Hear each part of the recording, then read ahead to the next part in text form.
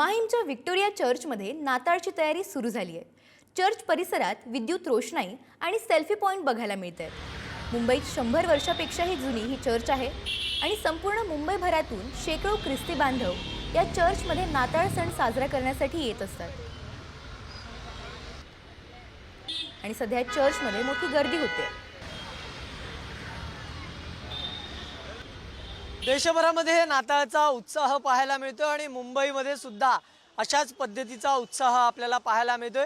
मी सध्या उभा आहे माहीम परिसरामध्ये आणि माहीमच्या व्हिक्टोरिया चर्च परिसरामध्ये दरवर्षीप्रमाणे यंदाही सेल्फी पॉइंट उभारण्यात आलेला आहे आणि आकर्षक अशी विद्युत रोषणाई करण्यात आलेली आपल्याला पाहायला मिळते। मुंबई मेरी जान या संस्थेकडून या संपूर्ण कार्यक्रमाचं आयोजन केलं जातं आणि आपण जर पाहिलं तर सध्याच्या घडीला हा संपूर्ण फुटपाथच्या कडेला या चर्चच्या बाजूला हा सेल्फी पॉइंट तयार केलेला आपल्याला पाहायला मिळतो। त्याचबरोबर 40 फूट उंच असा की क्रिसमस ट्री असेल, त्याचबरोबर ही बेल आपल्याला पाहायला मिळतं आणि अनेक कार्यक्रमाचं आयोजन या व्हिक्टोरिया चर्चमध्ये केलं जातं। आपण जर पाहिलं तर 100 वर्षांहून जुनी ही चर्च आहे आणि त्याच निमित्ताने या ठिकाणी नाताळ निमित्त असं विशेष आकर्षण म्हणून ही विद्युत रोषणाई आणि हा संपूर्ण सेल्फी पॉइंट जो आहे तो चर्चच्या सभोवताली तयार करण्यात आलेला आपल्याला पाहायला मिळतो। आणि या सगळ्या संदर्भात बातचीत करण्यासाठी आपल्याबरोबर मुंबई मेरी जान या संस्थेचे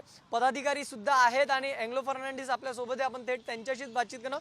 खरं तर दरवर्षीप्रमाणे यंदाही आयोजन करण्यात आलेलं उत्साहाचं वातावरण नाताळचं पाहायला मिळतंय। व्हिक्टोरिया चर्चचा हा संपूर्ण परिसर लख्ख विद्युत रोषणाईने उजळलेला पाहायला मिळतोय। कसा उत्साह आहे यावेळेस, काय वेगळंपण आहे? डिसेंबर महिना आला की क्रिसमसचा उत्साह लोकांना आठवायचा येतो। लोक येतात आपल्याकडे, भरपूर लोक येतात, दुसऱ्या धर्माचे लोक येतात की आम्ही हे रोषणी कधी करणार आहे, आपल्याला इकडे येऊन सेल्फी घ्यायचा आहे। तर यावर्षी पण आपला 4था वर्ष आहे।